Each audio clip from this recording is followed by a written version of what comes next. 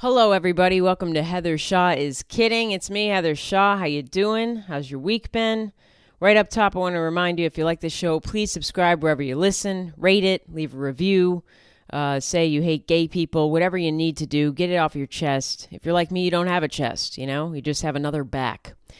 Wherever you're listening to, on Apple Podcasts, Spotify, as I say, MySpace music player. That one's making a big comeback, huh? Remember when Justin Timberlake bought MySpace and then did nothing with it? That's fun. He could have done something. He did more with Janet Jackson's boob than he did with MySpace after he bought it. What the fuck, Justin?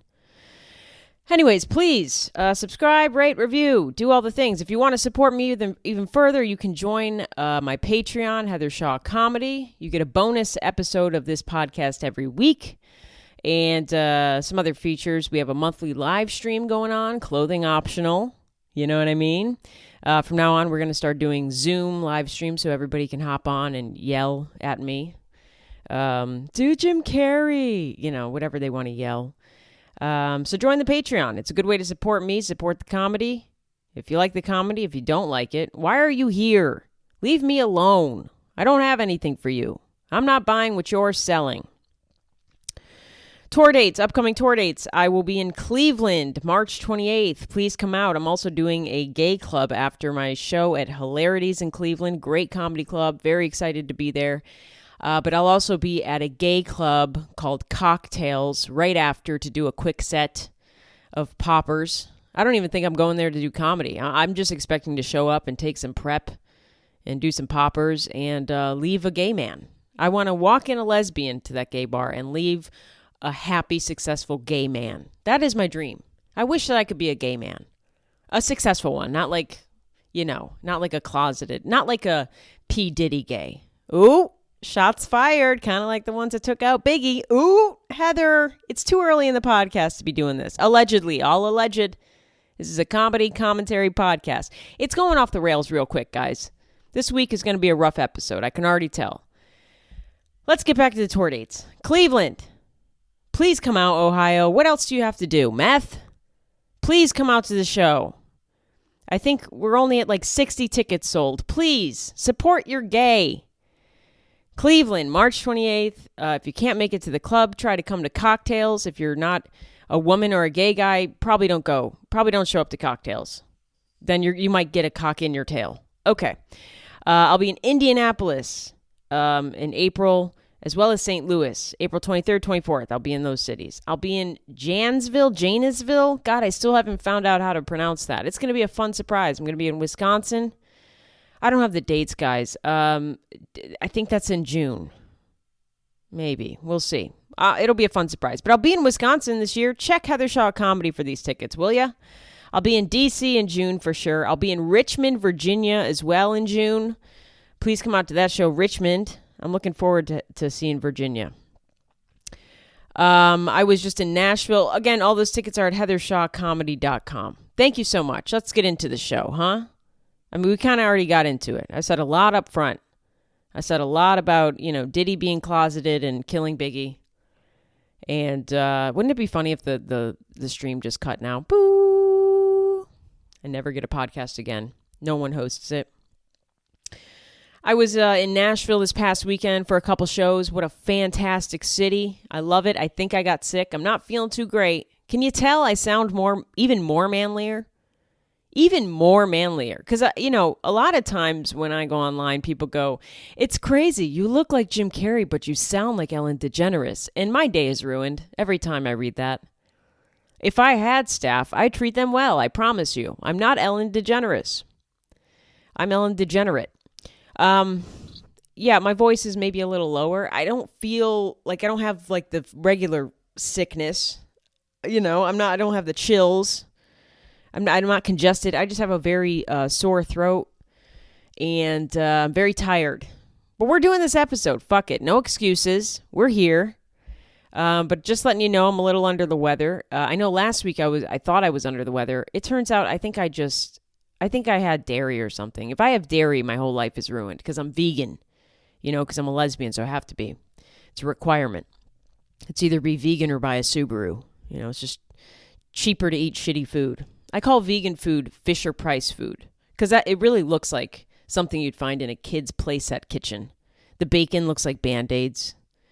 The cheese looks like plastic cheese that doesn't bend. It doesn't melt. I haven't had a grilled cheese since I've been vegan. Every grilled cheese I've had has just been cold cheese in between a hot piece of bread. Not good. It's hard out here being vegan. But I think last week, if you remember, I puked violently for a couple hours. I think I had messed up my stomach. I don't think I had norovirus. I mean, it was one night I puked and that was it. My fiance never got sick. I think it's very contagious, norovirus, and she didn't even. She was like, no, you just ate something that didn't agree with you. Cut the bullshit, Heather. But we'll see if she gets sick from this. I think I just got some Nashville bug, some Nashville germs. You know, after my shows, I always do free meet and greets. And I say hi to people. I hug people. I make out with their assholes. I'll do anything. If you show up to my show, I'll do anything you want. So I've kissed a lot of assholes in Nashville.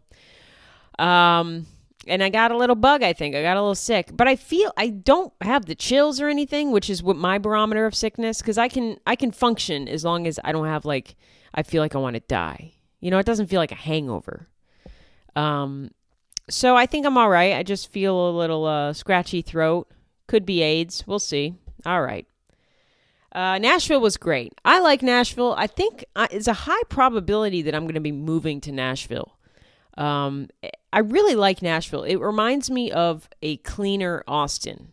The whole time I was in Nashville this past weekend, I just kept referring it to as Austin. I'd be like, oh, we're in East Austin. And they're like, no, you dumb bitch, we're in Nashville. But it reminds me so much of Austin that I confuse it to. But I like Nashville a lot. It's a lot cleaner. There's a lot of similarities. I mean, I drove there from Lexington, Kentucky. So I had my car, which was really nice. I could drive wherever. I saw somebody almost get killed riding a scooter. And I was like, I feel like I'm back in Austin. You know, Austin, everybody rides these the Lime scooters or Bird scooters or whatever the fuck. And it's so, they have to be hiding the amount of deaths on these things. People have to be dying left and right. I mean, these are two big drinking cities. And then you take a bunch of drunks and you give them the option to ride a fucking scooter everywhere. No, there's no way that there's zero deaths. I don't know. I don't think they're reporting on them. But I saw a kid in broad daylight almost got pancaked by a fucking SUV. And I gotta say, I think it was the scooter kid's fault. You know, the other car had the right to turn left on a light. And the kid on the scooter was just like, fuck it, I'm in Nashville. What could go wrong? But I don't think he was drunk. It was broad daylight. Then again, it was Saturday. Everybody's drunk in Nashville on Saturday. But it reminded me of being in Austin, and I like that. You know, I did like my time in Austin. Austin is just a shithole.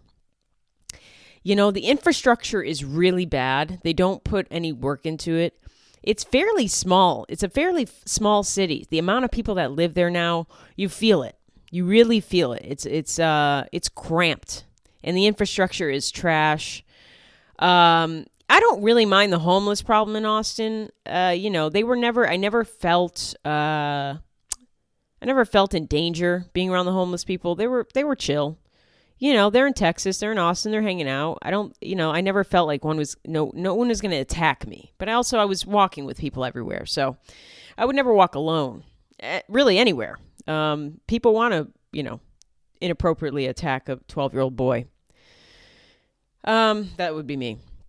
But I like Nashville. I'm thinking about moving there. A great comedy scene, great comics. I stayed with my friend Allison Summers. She's fantastic. Amber Autry is down there. She's so funny.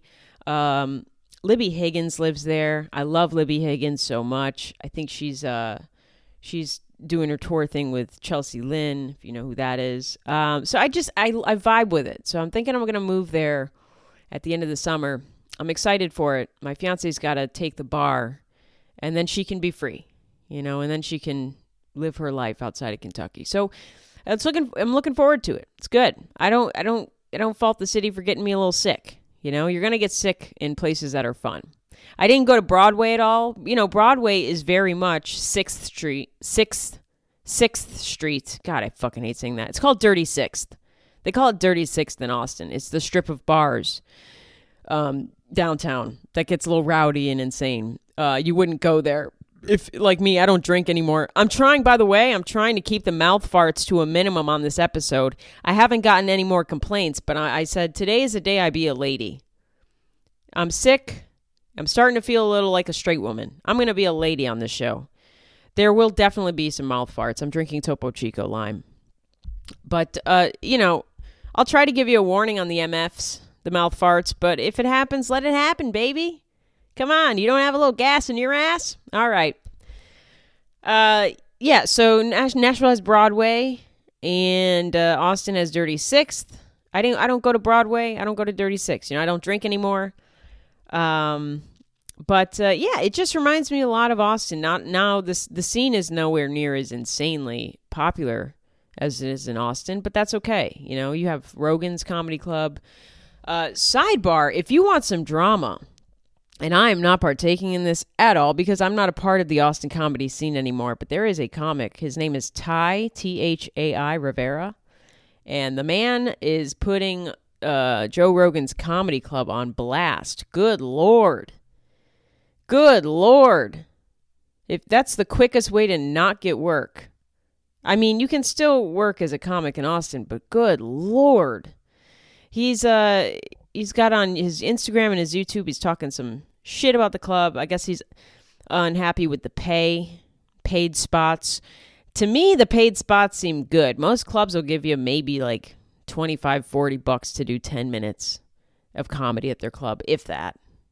I mean, and I think he said that Mothership was paying around $100 for a spot, which is good. I mean, look, comedians are taken advantage of financially all the time. It's not going to change. You'd have to unionize, and comedians are not going to unionize. Comedians can't even get jobs. You think they're going to unionize? They can barely show up for their, DoorDash job where they're their own boss. You think they're going to unionize? So we're going to be a little bit underpaid. So I think $100 for a spot in Joe Rogan's Club is very good. But if you want to get into that drama, check out Ty Rivera's YouTube and Instagram. He really lights it on fire. But again, I mean, that is the quickest way to just become a not working comic in Austin. It seems. I don't have a dog in the fight. It's just interesting to pull up some popcorn and watch it all go down. But I wouldn't try to talk shit on the biggest comedy club. That really does seem to help out comics. But again, I'm not in the scene. What do I know? I'm just rambling at this point. There's going to be a lot of drink breaks. Again, my throat is sore. I have feline AIDS. God, that's good. Buckle up for a mouth fart soon. It was one lady that complained. I'm acting like it's everybody that complained. People are going hard on me.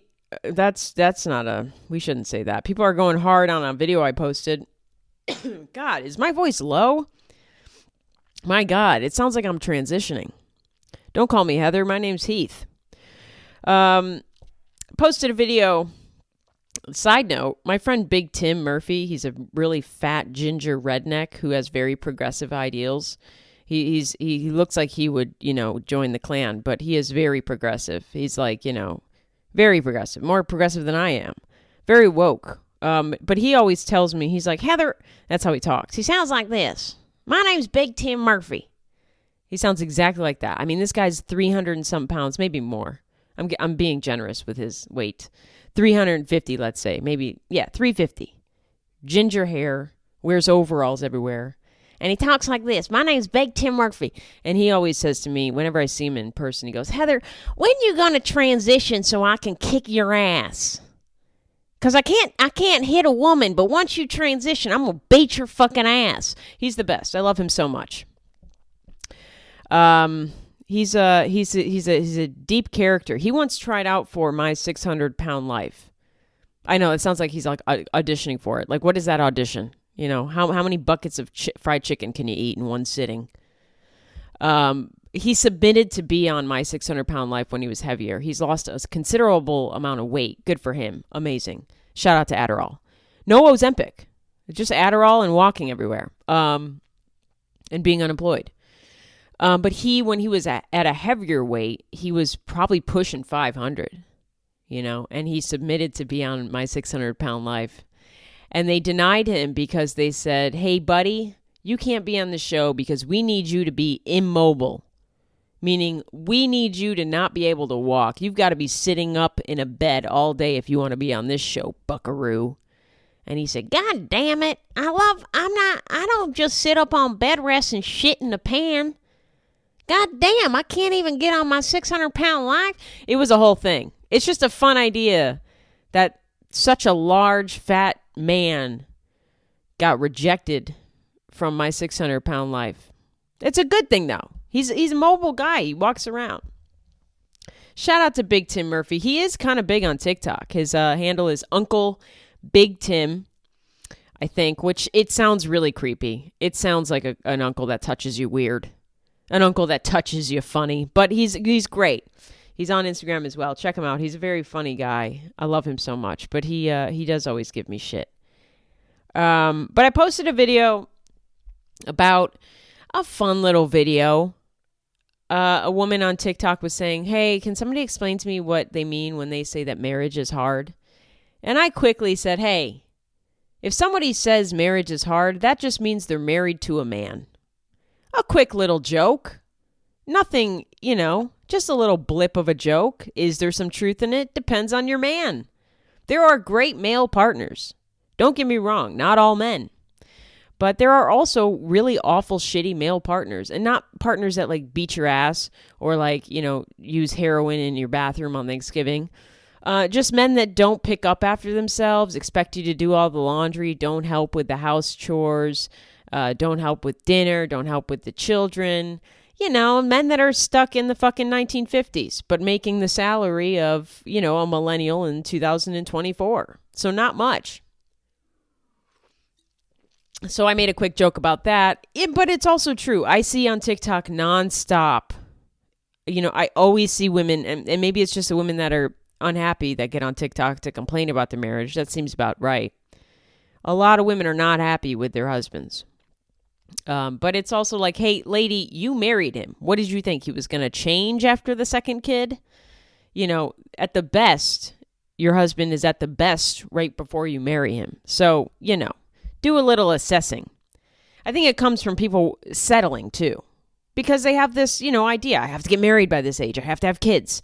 And I fully believe that 50% of parents out there fucking regret having kids. But they can't say that, because they do love their kid. I have a very old dog. She is very high maintenance. She's has to take meds every day, every morning, every night. She has to wear a diaper before she goes to bed. I rescued her off the street. Didn't know that she was going to have these health complications. I mean, she had a really rough life. She's only 2. No, she's like 8 years old. Do I regret rescuing her and taking her in? No. But if you told me this was going to be my life with her, I might have just found her a new home. Do you know what I mean? That's how I feel with parents. Parents don't want to tell you that, I guarantee you my mom, if she could do it over, she would not have 3 kids.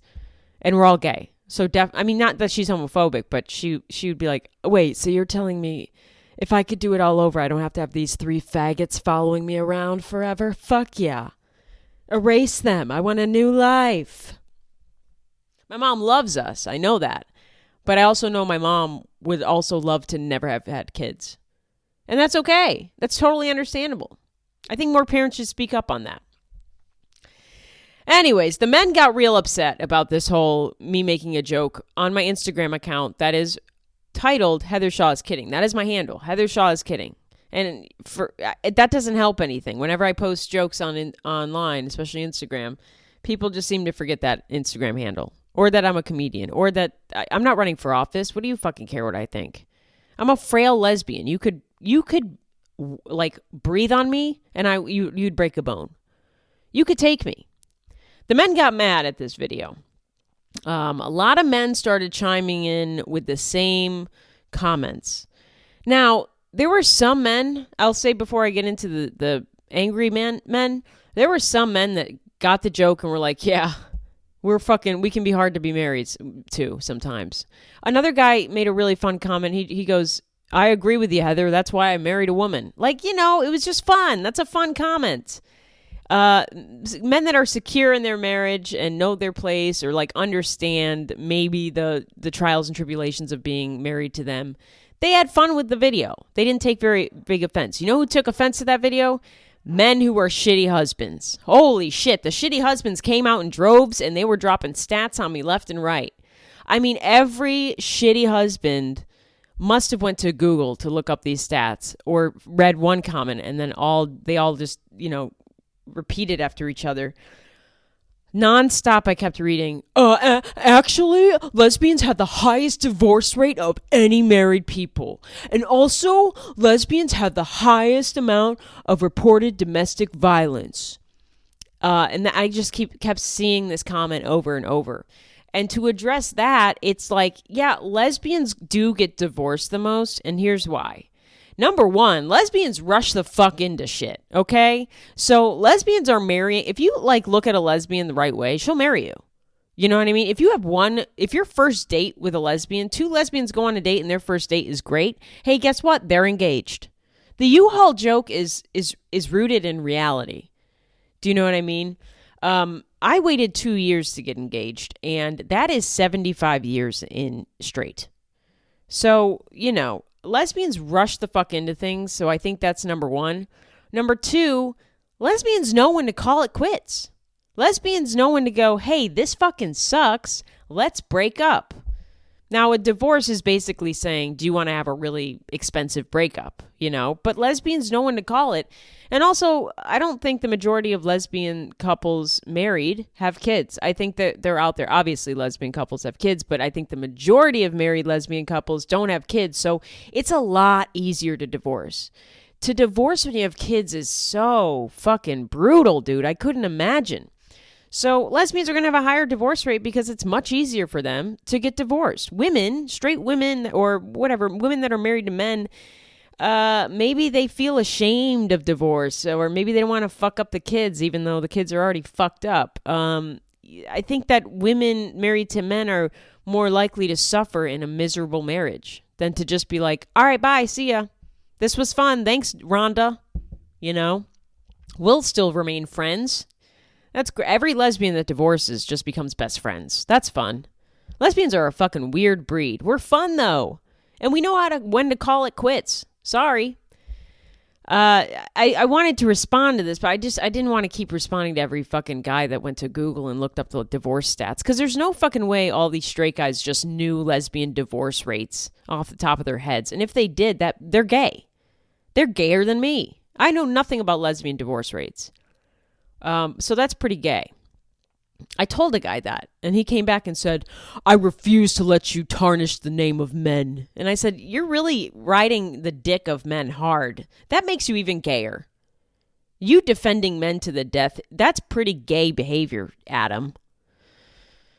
And then to the domestic violence, the amount of domestic violence, reported domestic violence. The amount of reported domestic violence is higher in lesbians than it is in straight couples. And to that I say, I think lesbians feel more comfortable reporting domestic violence when it's another woman. I think women are scared to report domestic violence when a man is beating them because men are much more likely to just fucking kill you. You went to the cops, you went to my buddies down at the station and told on me, I'm going to murder you.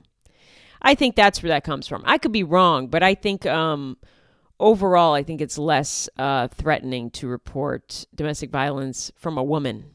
Like if Rosie O'Donnell hits me, I'm fine. If Steven Seagal hits me, I'm shutting my fucking mouth. Okay, I want to live to see another day.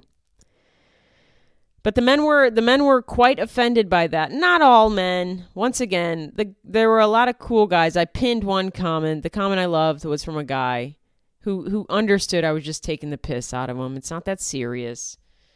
It's also just interesting because these are the same guys who got so fucking offended by me saying this little joke, little quip, are the same guys that will say, oh, calm down, it's just a joke. Don't be so sensitive. What are you, a snowflake? When there's maybe a misogynistic joke or something. Jokes don't offend me. I don't get offended by jokes. I get offended by bad jokes. Like if a joke is bad, I'm offended that you told it. But I don't get offended by jokes. You can't, there's nothing you can offend me with. But I'm a comedian. I'm not I think I have a higher threshold for that. But, you know, a lot of people will get offended by misogynistic jokes. Women will say that's not funny. You know, a Matt Rife joke right off the top of his special about a woman with a black eye and she belongs in the kitchen. I was offended by just how hacky that joke is. You know, I wasn't offended by the context of the joke. It's just that's so hacky. I heard that joke in like first grade, and I was born in 1954. That's an old joke, Matt Rife. But when women get offended at misogynistic jokes online, these guys are the first to say, calm down, it's just a joke. You can't take a joke. Psh, can't joke about anything nowadays. You're such a snowflake. Oh, calm down. The minute I said one little joke about men being bad husbands, these guys were shitting their pants, crying, and puking. It was beautiful to see. I loved it. I don't really make fun of, you know, men in marriage, but now I want to make all my content about that. It was delicious to watch. These guys were having full-on meltdowns, just, you know, doing the opposite of creaming their pants, just diarrheaing it was great. Shitting, crying, throwing up. I love it. Somebody called me a misandrist. I don't know. Is that how you say it? Misandrist? I like men. I think men are silly. I think that, you know, I don't know if straight marriage should be legal. It seems silly. Guys, men and women don't really like each other, do they? What do they talk about? Straight couples, can you comment or DM me? What do you guys talk about? Like, other than like, what do you want to eat for dinner? Or, oh, what did you think of True Detective? Or did you hear what our son did in school today? He had to do a shooting drill, and turns out he had a gun. No, I mean, like, what do you talk about? I know there are straight couples that bond and have a very serious, deep bond, but I don't think that the majority of straight couples, like, what do you talk about if it's not about, like, oh, we forgot we have to pick up milk? Like, that's very roommate topics. Do you know what I'm saying? I know that I'm probably wrong because I'm gay and I'm just in my own little gay world with my fiance. I mean, we talk about everything and we have inside jokes and we, you know, inspect each other's pussies. No, I don't know. We you know, but I just can't see a man and a woman like giggling together in bed. I just don't. And I know maybe I'm wrong, but I need to know what do straight couples talk about that is not roommate topics, such as what do you want for dinner? What do we need at the grocery store? Did you update your car registration? I mean, most men that are married seem like they don't want a wife, they want a mom. And they're getting it. It's great. Fuck yeah, I get to marry this lady and I get an annual blowjob and she does my laundry every week. Sign me the fuck up. And then I get to go hang out with my friends and bitch about how much she sucks ass. Not literally, figuratively. She won't suck my ass, but she sucks ass. I don't know. I might have a very skewed view on marriage. My parents are still married. I don't know what the fuck my parents talk about. I think it's dinner. I literally think it's dinner. And like, when's our next trip? You know, I'm not sure. I don't know. It's very fascinating to me. Straight couples, speak up.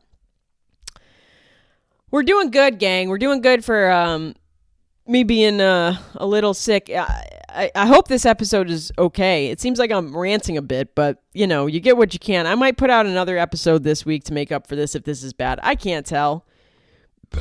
Hey, look at that. That was a mouth diarrhea.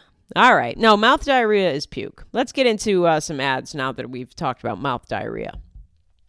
Lucy Brown, baby. I love him so much. I can't leave him alone.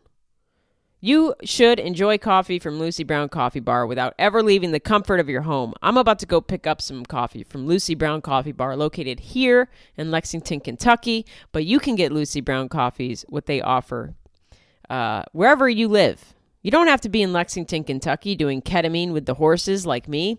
I say I'm Kentucky sober, which just means I steal the ketamine from the horses and do it myself. Enjoy coffee from Lucy Brown Coffee Bar without ever leaving the comfort of your home. Lucy Brown is now offering coffee subscriptions, baby. I signed up for it. I love it so much. They ship it right to your door. Or if you live in Lexington, you can just pick it up from Lucy Brown. And that gives me a reason to go down to the coffee shop because I fucking love the coffee shop. It's so cute. It's so goddamn cute. I'm going to go pick up some coffee there tomorrow if I'm feeling better. I don't feel like I don't want to spread my sickness to the crew down there at Lucy Brown. But I might just mask up. That's not a Jim Carrey joke. All you got to do is simply fill out the form on their website and get coffee beans from different and exciting roasters sent straight to your door, starting at just $20 a month. Are you fucking kidding me? That's like 4 cups of coffee if you're going out to buy coffee. So get the coffee. It's and every month you get different coffee of your flavor, of your preference. How about that? My preference is women, so they send me coffee made. No, I'm kidding. My preference is like dark roast, so I'll get a new roaster of dark roast. It's nice. It's exciting. I love it. Visit LucyBrownCoffee.com and follow the coffee subscription button to get signed up today. And you can use the code Heather Shaw is kidding for 10% off your first order. It's a great deal. It's really, really good coffee if you're a coffee fanatic, or if you just want the ease of having really good coffee shipped right to your door. Sign up for this. It's fucking amazing. We love Lucy Brown. That's Lussi Brown. Check out their website, LucyBrownCoffee.com. We love you, Lucy. All right, let's get into the other Autism podcast. Have you ever wondered if you might be autistic? Huh? I say it every week. How many Funko Pops you got? Go count them now. I'll wait. I don't care. You count, I'll mouth fart. Let's do it. Or maybe you were recently diagnosed and now you're trying to understand autism and your place in the autistic community. Autistic. You like how I said that? I liked it. Autistic. That's my impression of Jim Carrey on Love on the Spectrum. Autistic. All right. I'm sorry, Kristen. This ad read is going off the rails. The Other Autism podcast is here to help. Each episode, your host, Kristen, the beautiful, the blessed, the beautiful, the boisterous, I don't know, I'm trying to think of B words. The bodacious, the boobylicious. Each episode, your beautiful host, Kristen, brings you interviews with autistic folks who were diagnosed as adults. So none of this kid shit. It's nobody that was diagnosed when they got out of the womb. It's not like a baby was born carrying a train set and they were like, this one's autistic. These are adults that were diagnosed later on in their lives, and you'll hear what it was like for them going undiagnosed for most of their lives, which is extremely interesting if you think about. You feel like you don't fit in, or you have this thing, but you don't know what it is your whole life. And then finally you figure out what it is. It's autism. It's fine. It's great. You're diagnosed. You have a community. Very interesting stuff. And you can find out how they then come to terms with their autistic identities later on in life. The Other Autism podcast also covers the latest in autism research and topics at the forefront of autistic culture and scholarship. Very nerdy stuff if you like it. I wish I could say that I like that, but I can barely read. I'm illiterate. Have I done that joke where I say I want to make a... I think I have. I'm not going to say it again. If I haven't said it yet, then I'll save it for another episode. If you're autistic or wondering if you might be, Funko Pops, count them. The Other Autism podcast helps you feel more informed and less alone, and that's what we need in this world. We want to be more informed and less alone. You can find the Other Autism podcast wherever you get your podcasts. Shout out to Kristen with the Other Autism podcast. Shout out to Sarah Brown with Lucy Brown Coffee. You ladies make my world spin. What else do I need from sponsors? You know, coffee and autism, baby. That's all I need. If you'd like to be a sponsor on this podcast, send me an email at heathershawcomedy@gmail.com and we'll get you going, baby. I'll read anything. I don't care. Thank you to the sponsors. All right, let's get into Oregon here. And I think I mispronounced Oregon. So I apologize if there's anybody out there that lives in Portland or Oregon, a beautiful state. I love Oregon. I love Portland. Portland was a city I almost moved to when I moved out of Orlando, Florida. And then I visited Austin, and I was like, oh, no, I need to go to Austin. Austin is a better comedy scene. Sorry. But Portland is beautiful, and I first visited Portland, I don't know, almost 10 years ago, 8 years ago, and it was beautiful. Went out to Mount Hood, I believe, which is what I call my clit.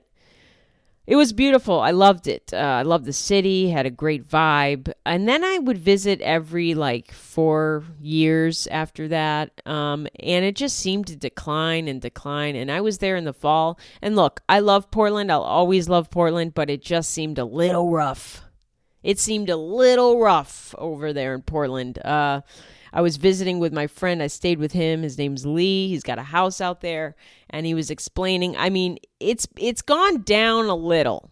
a lot. Portland has gone down. And what they did is Oregon, I think it's Oregon. I'm going to say Oregon, all right? I think in a TikTok I said Oregon once and got roasted alive by people who live in Montana. It's like, shut the fuck up, Kelsey. You live in Montana. Shut up. Oregon tried this thing, and I applaud them for trying, because you don't know until you try. But what are we, dumb? We don't know what's going to happen. Oregon decriminalized drugs. They completely decriminalized drugs, meaning, hey, if we see you on the street smoking meth, we're going to give you a ticket, and you better show up to court, because what else are you going to do? Well, you're going to be awake for 7 days. How could you miss your court date? They decriminalized drugs, and you could kind of tell. By the last time I was out there in Portland was in November. The city, it was gritty. It's a beautiful city. I love Portland. I can't stress that enough, but it felt dangerous a bit. It felt a little gritty. And I'm used to Austin. There's tent cities everywhere. And it doesn't really bother me, but something about having just random tents everywhere, and also knowing that like drugs were like not celebrated, but certainly not, criminalized. Now, do we think drugs should be criminalized? I don't. It's a social health issue, right? If somebody's caught with drugs, and maybe multiple times, first offense, whatever, but if it's a multiple offense thing and they're, constantly being caught with heroin or crack or meth or cocaine, we're not including marijuana. We're not doing that. Get off your fucking high horse. Weed and shrooms are plants. Step away from that whole argument that it's drugs. But hard drugs, if somebody's constantly caught with these, jail and prison is not the answer. You know what I mean? This is a social health issue. We should be funneling money into sending them to rehab, sending them to therapy, sending them to work on it. I mean, in mental health issues as well. I mean, I would say people that do drugs have mental health issues, not all the time, but probably the majority of the time. I don't think repeatedly just locking up people who are clearly in pain and in suffering and have addiction and just locking them up with the people who, do robberies or, like if you're robbing because you are trying to get money to go score drugs, that's a crime. You can't rob. That is a violent crime. You know what I mean? If you are just simply doing drugs, that to me is not a crime. That's a cry for help. That's a social health issue. You need help. How can we help you? Now, this will never happen in America. We are never going to give a fuck. We're never going to sympathize with addiction. Addicts are dirty. They did this to themselves. They've chose this life. I mean, this is the narrative that people have. Unfortunately, people are always going to have this narrative. We're never going to put money into resources such as getting mental health advocacy going up and running, getting these people help with therapy and rehab, and figuring out why they're using drugs. People use drugs because they're in pain, because there is trauma, deep trauma underneath the surface of the drug use. A lot of people on Intervention, one of my favorite shows, it's a comfort show for me. I'm telling you, Intervention is what I put on when I want to feel good. I would say the majority of people, of addicts featured on Intervention were molested. Really. And I've seen every fucking episode. There's like 25 seasons. I've seen every fucking episode. So I feel very confident saying this. Molested. These people were raped, molested. It's very, very, very, like 0.1% of them literally had like, oh, my parents got divorced and they fucked me up. It's like deep shit that's happened to them. Dark, dark shit that causes these addictions. So I think that Oregon was trying to do the right thing by decriminalizing, but you can't just say like, all right, drug addicts, the world is your oyster. Light up and get high, motherfucker. You can't do that, okay? Because then you create chaos. It's the same sentiment as defund the police. You can't just defund the police. Do you mean funnel more resources into like setting up mental health counselors and resources for people that are having mental health issues? You don't want to send a cop to somebody that's suicidal. The cop's just going to shoot them. Well, maybe that actually takes care of the problem. I'm just saying cops are not well equipped. We know who cops are. It's the famous line from Sarah Silverman's comedy show.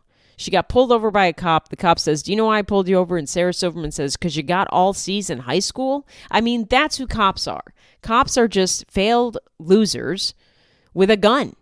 You know, very few are good cops. I think that most cops are just kind of shitty, power-hungry losers. Please don't pull me over, cops. I've got nothing in my car but yerba mate.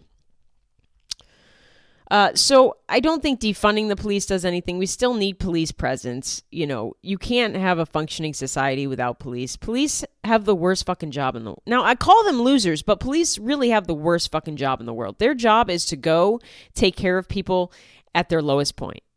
Everybody they encounter is at their lowest point if they are encountering police.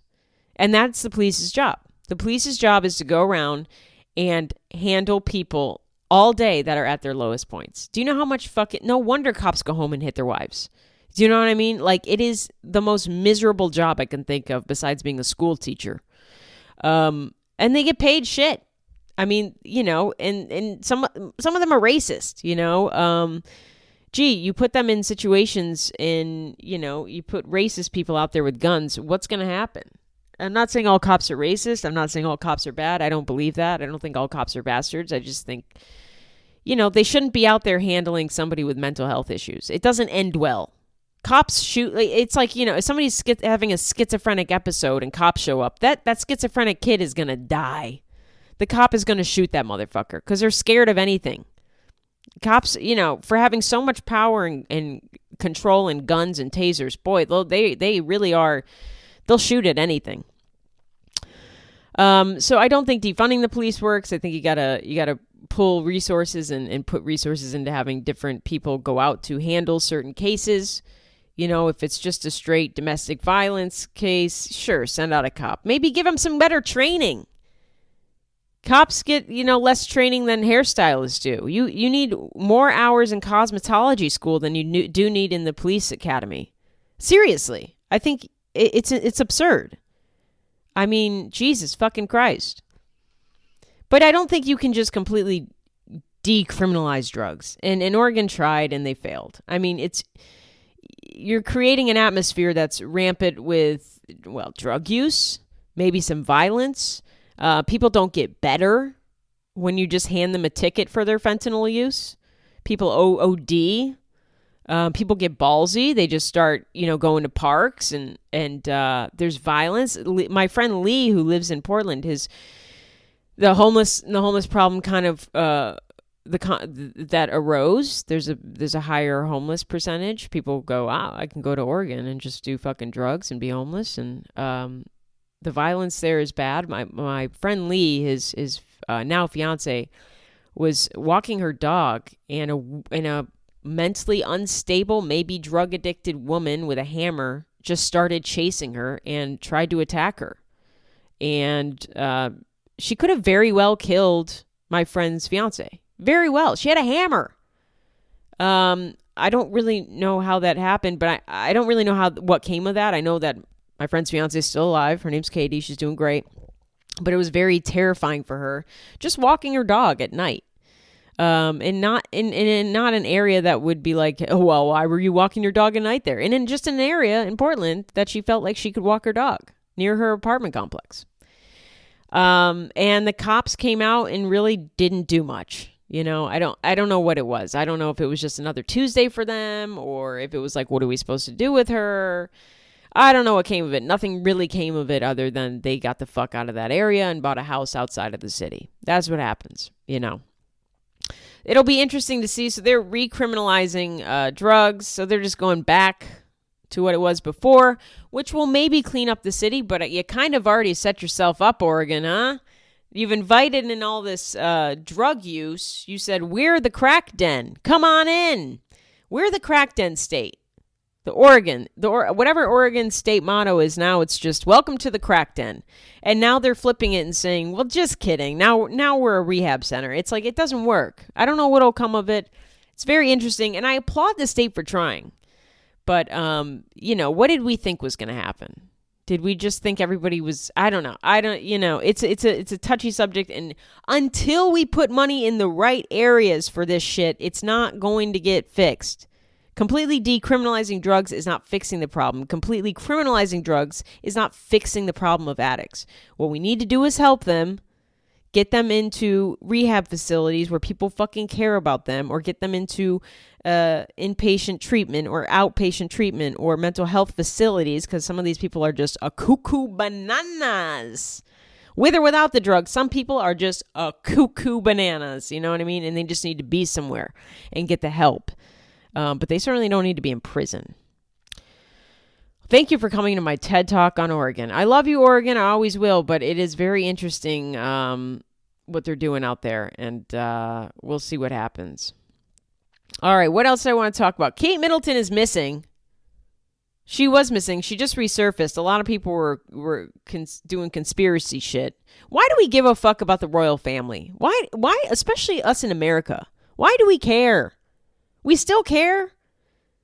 Kate Middleton is missing because, well, let me pull up this article. It says that Kate hadn't been seen in public for over a month due to what appears to be a pretty major surgery. How fun would it be if Kate Middleton went to get a BBL? She just comes out with the biggest, fattest ass ever. You're like, oh, I thought you had a hernia, Kate. I hope that's what it was. I don't really care. God forbid a woman just doesn't want to be in the public eye for a month. You know what I mean? I don't know if she had to get a major surgery or not. I hope it was a BBL. I hope she got I hope she got new boobs, new ass, new husband. That balding freak. The whole family's weird. Why do we care? We're over in America.